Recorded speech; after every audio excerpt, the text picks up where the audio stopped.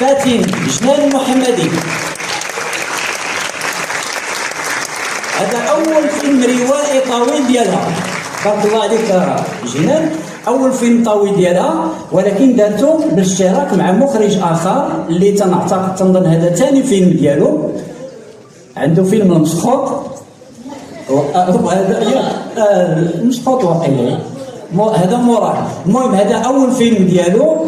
غادي نعيط للمنتج حسين حنين، البطلة ديال الفيلم الأستاذة خلود.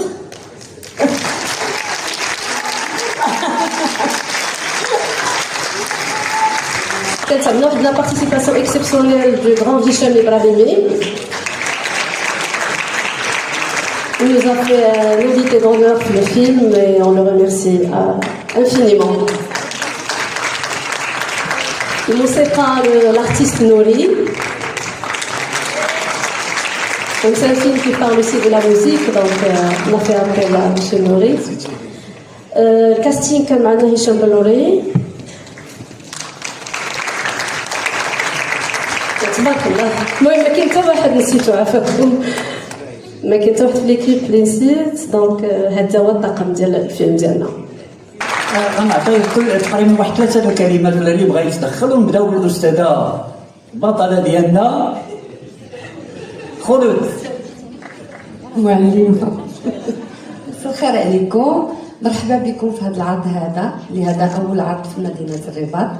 اللي نقدر نقول لكم اننا هذا الفيلم خدمناه بكل الحب، فيه بزاف ديال الحب، بزاف ديال ليكوت، وكنتمنى داكشي يوصلكم من خلال الفيلم. فرجه ممتعه.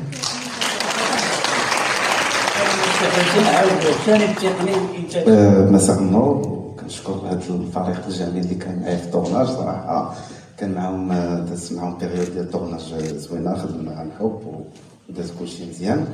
وصراحه انا فرحان بهذا العرض الاول ديالو هنا في الرباط، اللي لنا هو الفيلم لابارتي الكبيره ديالو تصورت هنا في الرباط، ونخليو كما قال سي حمد السجل ماسي الفيلم يدوي على راسو. شكرا.